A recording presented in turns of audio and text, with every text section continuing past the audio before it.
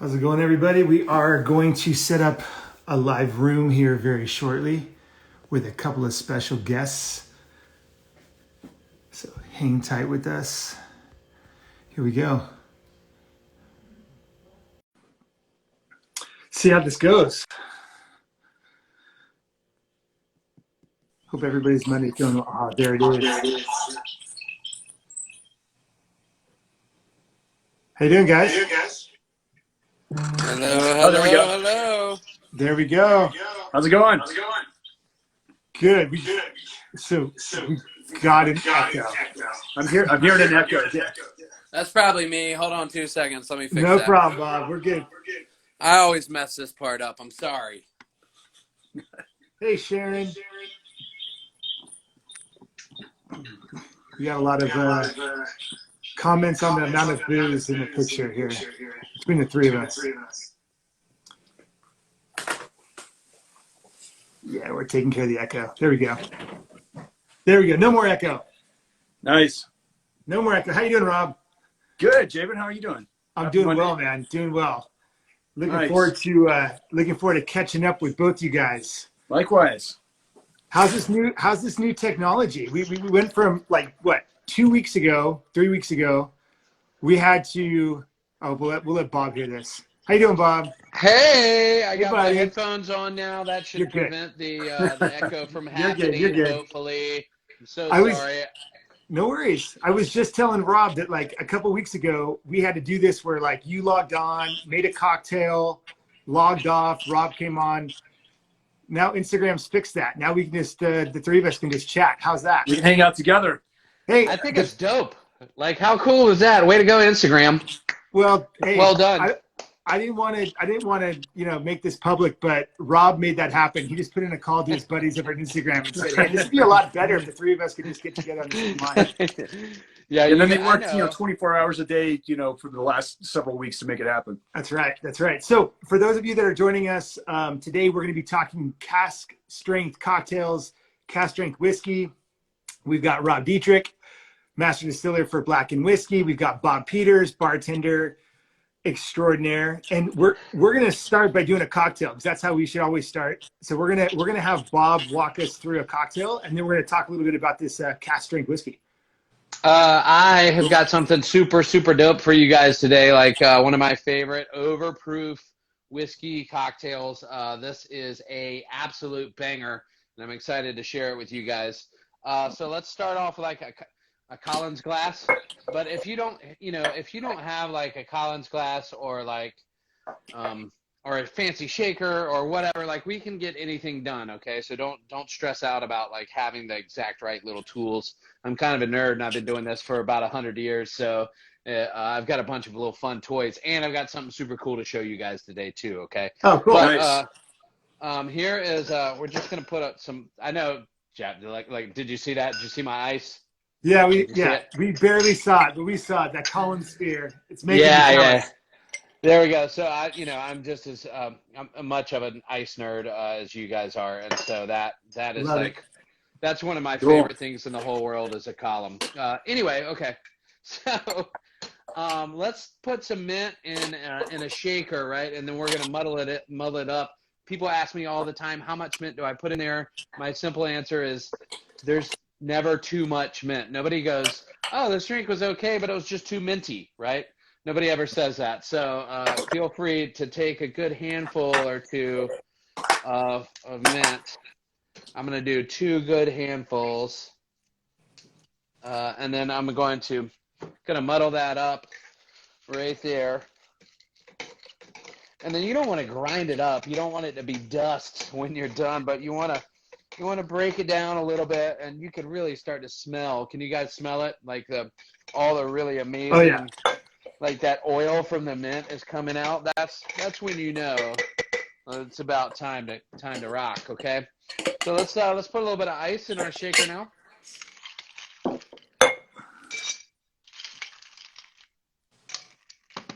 A little bit more. Okay, and then of course let's get into this baby. I am so excited. I've been waiting to try this with you guys because I didn't want to spoil the surprise. So I am over the moon excited about trying this bad boy. Nice, man. I'm gonna pour a little bit of my glass over here. I like that. I'm gonna do that too. Yeah, a little neat on the side, and then a little bit neat for the on the cocktail. side, Right.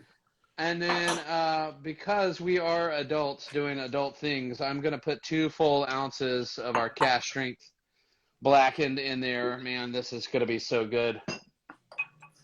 I did a distiller's pour. I did like 2.5, 3 ounces. Oh, that's okay.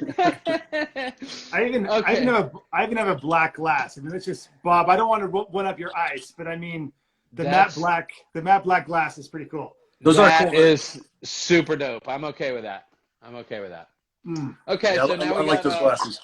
We got our mint in, right? Check. Everybody got mint? Mint is in. We got our Cask Strength in. Check. Check. Okay, so let's do some fresh lemon juice. I juiced this about 30 minutes ago. Within a day or two, I think is pretty reasonable to keep lemon juice and lime juice around. We're going to do a 1/2 ounce of that. And then we're going to move into our simple syrup. And I'm not sure if you remember from the last time, I do my simple syrup a little weird, a little different because I'm not a huge sweet guy. I do my simple syrup half strength. So I do 2 parts water and 1 part sugar. So mine's a little different. And we have an unusual ingredient. Were you guys able to get ginger kombucha? I did not. I actually got I got ginger beer instead. Okay. So that's good though. That's good because here's where we vary a little bit. So if you have ginger beer, that's okay. If ginger kombucha is a little bit less sweet, I love this in a cocktail, but ginger beer is great. Will be great in this as well. So what you're gonna do is you're not gonna put a simple in it because ginger beer is sweeter than ginger kombucha. Okay. So let's skip the simple syrup if you have ginger beer. If you have ginger kombucha, you can probably put a little bit in there. I'm going to put 1 ounce in mine because I know this recipe. But if you have regular simple syrup, you can start off a little bit less sweet, and you can always add more, right? But you can't take it out once it's in there. So Bob, I got gum syrup. How much do you think I should do this? This is gonna be a little bit sweeter than what you got. I would put in like 1/4 ounce, 1/2 ounce tops. Okay. And then again, if it's not sweet enough, after you try it, you can always add more.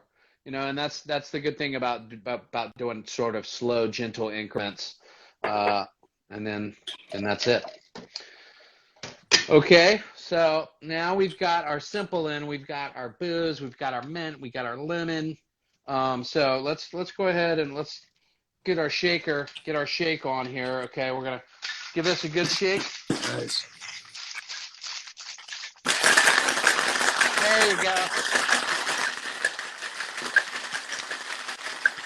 Okay, so you guys go ahead and pour into your glass, right? Go ahead and pour in your glass and top it off with your ginger beer or your ginger kombucha. But I want to show you guys something. I got a new toy, and this is insanely cool. And so you got to see this. Why do I feel like I'm going to be placing an order on a website after this? You will totally. You're going to be like, oh my God, I have to have one.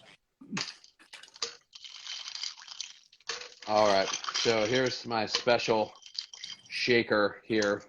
And what I'm going to do is I'm going to double strain into my special shaker, which is insanely cool. Okay, and then I'm also going to go ahead and put my ginger kombucha in here because I want this really, really, really carbonated. So we're going to put 2 ounces of our ginger beer or ginger kombucha or whatever. That should top off where you want to be, somewhere around there. And then this is neat. So we're going to screw on the top of this thing. Oh, make sure it's got a good lock on it, okay? And then, so I've got some compressed air down here. And so we're gonna make this bad boy.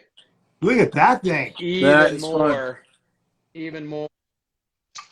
And then we've got a good, super good carbonation on there.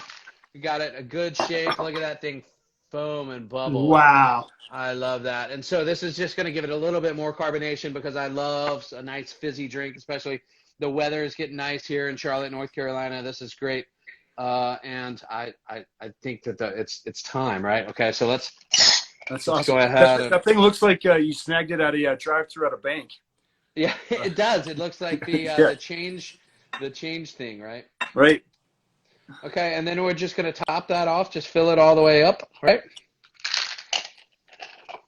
And then it's garnish time. Let me put this over here. He's got And the then- framed perfectly. Nice. Listen. You've done this before, Bob. The garage bar, baby. The Garage bar. Okay, so I'm going to cut this. I'm going to just cut a wheel from my lemon. Okay, just a nice pretty little wheel. Nothing crazy, nothing too fancy. Okay, and then let's see, what am I missing here? Oh, we need some mint. We need a nice new sprig of mint. Okay. And then I'm going to poke just the little hole in that lemon wheel, and then I can take the mint and cool. sort of pull it through, right? So it's got like a little cap on it, a little hat. And that's it right there. Look at Gorgeous. that. Super cool, super easy, super carbonated. I call this, are you ready? I call this fade to black. Oh, there we go. Perfect. Right? Perfect. Right? Good job, Bob. I know. It's fantastic. It's really good. Easy, so easy to make, and really, really super delicious. So, Rob, before we get started on talking a little bit about the Nice. cocktail, the whiskey, we have a couple questions that have come in about the availability of this straight away. The Sure. cask strength Blackened. So, what are we looking at for availability of getting this thing in? Yeah, so Cask Strength, we are right now. We just launched it last year, so we're working on getting it into a larger market. We're just now getting out into the international market. We're trying to get the United States covered right now. So we've been working hard. We got a great sales team that have been really plugging away at getting some states opened up with our distribution. So we are working on trying to get it out to international. I was noticing a few international requests there. Yep. And we are readily available in the U.S. So we are starting to do a program where we're launching more of the cask strength. Cool. Very cool. So we're going to get into the specifics with this batch of cask strength because this is a special batch, batch 112.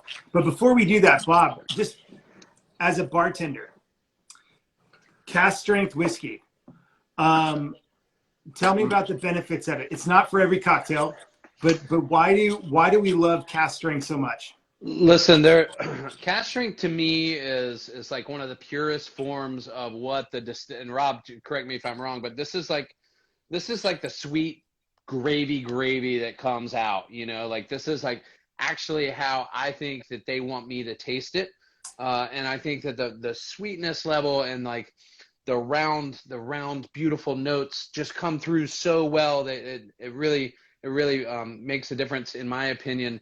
Now it is stronger, so it's not something you can drink, pound on the patio all day. However, like the beauty in cask strength whiskey and bourbon, I think is just so amazing. And not only that, but as a bartender, what happens when I get to play with this stuff is now I can pile, like this has such big, strong shoulders, right? Like it's got a big, strong backbone to it. So I can pile all these heavy flavors on top of it, like that, like as much mint as you want to put in there, and like that really strong lemon, and then ginger flavors and all those things. And you can put it on there. And then when you try it, you get still that really beautiful note of bourbon and whiskey that comes through so well. It's still a bourbon cocktail. It's still whiskey, man. I love it. I love it. And that to me is like the beauty of cask strength in a cocktail, like hands down. I would definitely agree, man. That is kind of the way, that is the sweet spot. As far as whiskey, sometimes it breaks my heart to actually water it down a little bit. Because that's how you proof a whiskey is by using, filtered water, whatever your water source is. And I feel like there's so many elements that you don't get sometimes. And I think there's a beauty in both. I mean, there's a beauty in having a whiskey at that perfect level for sipping and enjoying in cocktails. But the the cask strength, there's something special about it where you can, we're adults. We can add just a little drop of water to it. Get your little eyedropper and add a couple of drops of filtered water. Send it, to whatever proof that you desire, and that gives you all that room to play with, and that's what I love the most about it. It makes it versatile. Yeah, I love that. And one of the comments said, "Let the juice sing," and that's the thing. I mean, we've got kombucha in here. We've got, like I said, ginger, lemon, but you don't lose the taste of the whiskey, and that's the taste that, in this case, that Rob wanted us to get as he distilled this, especially this batch. Now, one of the questions that came up was, does Metallica own Blackened? Rob, I'll let you take that one. What was the question again? Does Metallica own Blackened? 100%. Since they're your bosses, I thought I'd let you answer that. Yes, 100%. Yes, exactly. I think that's what's cool about it, is that when Metallica set out to make a whiskey, they wanted to, just like everything they do, they throw 1,000% at it. They are extraordinarily well-versed in their craft, and they wanted to find somebody who was well-versed in making whiskey. And that was Dave Pickerel, originally, legendary craft distiller. He really knew so many people. He had his fingers in so many projects, helped people start so many businesses. So, so he was the perfect guy to really help them create that. So Metallica owns it outright. That was important to them, not to go to another company and have them create a whiskey for them. They wanted to fully own it so they can enjoy it with their fans and with whiskey enthusiasts. Absolutely. So we had a question about the music. So we're going to talk a little bit about, because there's cask strength, but this is a specific batch, right? So this is batch 112, and this is Rob's first batch as master distiller. That's his batch. This is his baby right here that we're holding. So cool. So one of the questions that came in, because for those of you that aren't familiar with the way Blackened is made, music plays a huge role in this. Absolutely. So maybe explain that part, Rob. And then one of the questions was, how much of a difference does the music make? It does. It's really fascinating to me. I'm a whiskey nerd. First and foremost, I love to make whiskey. I love going down the rabbit hole and dissecting how whiskey is made. And it was really intriguing to me to see the approach that Dave had with using sound. Of course, you got that industrial, that wall of sound that Metallica creates, and he wanted to try and use that and succeeded in creating something we call black noise, which is a sonic enhancement process that we do for our already aged whiskey. So we've got a blend of Tennessee bourbon, Kentucky bourbon, Indiana rye, and then the sound, the sonic enhancement happens when we are cask finishing in black brandy barrels. So we're using Spanish brandy, black brandy, and while it's in those barrels, we're playing Metallica music, of course, at a very low frequency. And what happens when you play at a low frequency, it creates vibration, and this vibration aggressively moves the whiskey in and out of the wood. So we had a test. We had a science test behind it. We had a barrel that we were cask finishing and did not apply the black noise process to, and then we had a barrel that we did apply the black noise process to. After that, after it had finished, for several weeks, we took those samples out, sent them off to a lab, and every single one of those markers, those flavor profiles that we're looking for, all those were elevated with the sound. And so what's cool about it is that, this is, you can find the batch number on the neck. So the band members have taken turns selecting playlists of their own discography, and they'll create up their own playlist, and we'll use that playlist for our black noise process for every batch. So every batch is uniquely different. If you think about, even the way the label looks right here with the, this is a sound wave that's James Hetfield singing the word Blackened. And these are valleys and peaks right there. So those peaks and valleys just in the sound wave, that's movement, that's movement in and out of the barrel. So so every song, every playlist is going to be just a little bit different. The whiskey, my job as the master distiller and blender is to ensure that the base whiskey is always the same, the quality is always the same, but the sonic enhancement is where it changes that flavor profile, and it's pretty cool to see. And you can actually play the music. You can populate it. You can click on the icon right next to it. You can go to whiskey, Blackened whiskey. You can actually listen to that playlist while you're drinking the whiskey that playlist was used for. Just super cool. Whiskey. Which is super cool. So let me ask you a question. You said earlier that you play the playlist at a very low frequency. So does that just mean like it's super bassy? Like there's a lot of bass to it, right? Yeah, you think about what a subwoofer feels like in a car, or even a car driving by. Or, I mean, we've all been to a concert where you're walking by the speaker and you feel, and you walk in front of the speaker and your chest is just vibrating with the sound of that. That's exactly what we're doing. We're taking that power of sound, and we're making whiskey with it. That's so cool. Rob, there was a comment that you guys should try to take some Enya music and play and see what ends up happening. But I think we're gonna stick to Metallica. Sweet loving Enya, right? Like that's like good stuff. That was a great comment. I'm going for the bold of Metallica. So Rob, I think it's fascinating having both you guys on, because what you both do is very, very similar. I mean, Bob, when you're creating a cocktail in your head, you're thinking about balancing flavors, different things, and trying to get that exact sweet spot. Yeah. And then you got, Rob's got the task of making sure that like you said, the base is always consistent. But then for this batch, you got to create your own playlist. So it kind of reminds me of a bartender, like thinking about, how am I going to balance this stuff out? How did you go about picking the songs that would be on your playlist, knowing what effect they would have on the whiskey? That was one of the more easier tasks I think I've had when it comes to like making whiskey.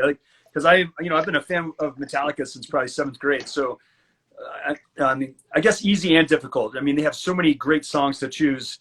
How to narrow it down to just a handful is always the most difficult part. But what was enjoyable about it, I had to select the song that I was first introduced to Metallica, and that was Master of Puppets.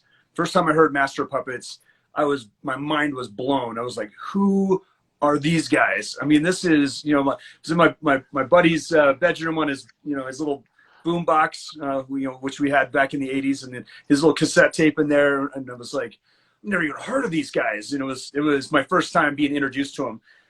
And it was incredible. So Master of Puppets had to be on there. There's a few other songs that, Wherever I May Roam. I've always been a wanderer of sorts, since childhood. We grew up traveling in a bus, living in a bus when I was a kid, and I did the same after I got out of the Army. And I've just traveled all over the planet, and I love traveling. So Wherever I May Roam is just a nod to that nomadic lifestyle that tends to happen. But there's a lot of songs in there. It was really fun. Some of it was based all on how fast it's going to hit, because I can picture in my head like it's moving in and out of the barrel, like and then rapid that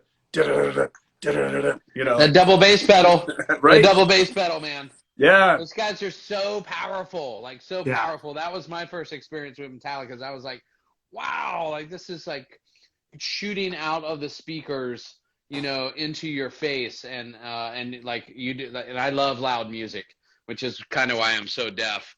But I like to feel the music instead of hear it, So Metallica made a huge impact on me super quick. Nice. Yeah. That's really cool. That's really cool. And now they're making an impact another way on you there, Bob. So it's all good. Cheers to that. Yeah, you've already moved back to drinking it neat, I see. This cocktail is extremely crushable. It's really, really good. It is. It's funny. It feels a little ironic to me because we just got another hefty snowstorm here in Denver. So I'm looking out of my window and I'm seeing snow on my neighbor's roof over here. And this feels like spring and summer drink to me. And it's no doubt. We're finally getting some nice weather here today. I think it got up just a little over 60 degrees. So I'm super happy. The weather affects my mood tremendously, and it also affects my palate and what I want to drink. So like when it starts getting pretty out, I want a big old thing of mint, and I want all my citrus. You know what I mean? I want all of that stuff all at the same time. So Bob, how are you feeling about this on its own, not in the cocktail? Wait, you just got called a breath of fresh air by Carl, Spirit and Spoon. So there you go, Bob. Carl, I love you. Nice. It's amazing. Like it's super silky to me, like a really nice whiskey. When it's cask strength, when it's sort of overproof, like to me, like it's real easy to me to see how well it's crafted because it doesn't come off like super hot. Like it doesn't taste like you're sipping on lava, right? Right. That to me, like you're like, oh, that stings a little bit. Like that comes in hot, and the same thing, you're going to get some warming sensation for sure when it's that high proof, when it starts to slide down your gullet. But man, this is very soft on your palate, and I love that. I really love that. Cheers. Nice. Well done, sir. Well done. So glad you enjoy it. A couple people asked about the proof. It's 113 proof, and I know that if you go to Blackened's website, I believe in most states you can order it directly, right? Batch 112. Yeah, I was just about to mention that. So we've got if you can find a store locator, we've got a great system on Blackened whiskey page website, so you can check out the store locator, see if there's one close to you, and be able to pick a bottle up. And that's the easiest way you should be able to do it. Yeah, 113.07 proof. I always like those odd numbers when they show up like that. That's for some reason that makes me happy. Yeah, I think it's awesome. You almost have a 007 there. You could have done like a little James Bond thing, because this is a piece of art for sure, Rob. You Absolutely. Did an awesome job, and you should be proud of it. It's fantastic. It is fantastic. I appreciate that. I'm glad you guys enjoy it. For me, it is. I love the art of blending. It's just, Bob, it's similar to what you're doing, with taking all these ingredients on these small scales or large scales. And listen, you can do what I do. I can't do this. This is amazing. So I appreciate the compliment, but you're here. I am hanging out down here drinking the stuff that I don't know. I think there's some similar skills applied. I think you'd be, and what's kind of cool about that, anybody who wants to just even, try it out a little bit, if you got more than, 2 whiskeys on your back shelf, if you got 3, if you got more, they can mess around with their own palate, try a little bit of this, add a little bit of this, add a little bit of that, make your own blend at home. I think what's exciting is really just encouraging people to trust their palate. It's not this thing where people have to be, kind of afraid of their opinion because it's your palate. What you taste is correct. So either you enjoy it or you don't. And the fun part is the adventure along the way. Absolutely. Well, I love this. So I appreciate both you guys being on with us, because one, we got to try an amazing cocktail, and we'll post this video and we'll put the recipe on there for everybody so they can try it at home. But then also we'll give some details on how everyone can pick up batch 112, cask strength Blackened. And boys, we got to do this again. This is way too fun when we get together. Now we can do all 3 of us at the same time. I mean, it's fantastic. Can we do it like once every week, once every 2 weeks? Yeah, seriously. Like that? I totally get a great excuse to come out of the garage bar, when you guys are on the phone. So well, Bob, if you keep making us jealous of all these gadgets, we're gonna have bar envy, and we're gonna be like, oh man, we can't go on. I'm gonna How about you guys? Let's get you 2 guys here to Charlotte in the garage bar in my 2 seats right here, and then we'll really go after it. I would love that, man. Hey, why don't we do that, and why don't we see if Metallica will just play a show for us while we're there? I mean, wouldn't that be amazing? Best thing ever. Listen, you go buy a bottle of Batch 112, you go follow Blackened, you go follow Bob, and who knows what'll happen. Metallica might play a show for us. We'll see. There you go. In the garage bar. Yeah. Thank you guys. Thank you so much. It's such a pleasure, Bob. I've got 2 recipes, in 3 weeks now, that are brand new in my repertoire. So thank you very much for that. Look, come on by. We'll do it again, man. I really appreciate you and everything you're doing. This is amazing. Glad you enjoyed, brother. Keep up the amazing work, and I look forward to see what else you got up your sleeve. Yeah, thank you both. I appreciate it, and thanks everybody for tuning in. We'll make sure we post this so everyone can see it. actually like later on tonight. So take care, everybody. Excellent. Thank Thanks, you guys. Have a good night, gents. See ya.